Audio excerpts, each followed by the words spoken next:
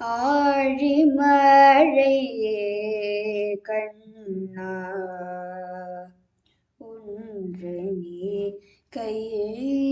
கரவேல் ஆழியுள் புகு முகந்து கொடாதேரி ஊழி முதல் உருவம் போல் கருத்து பாழியந்தோளுடைய பத்மநாபன் கை ஆழி போல் மின்னி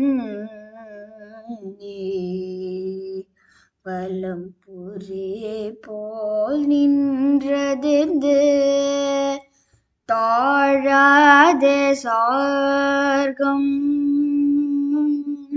உதைத்த சரமழை போல் வாழ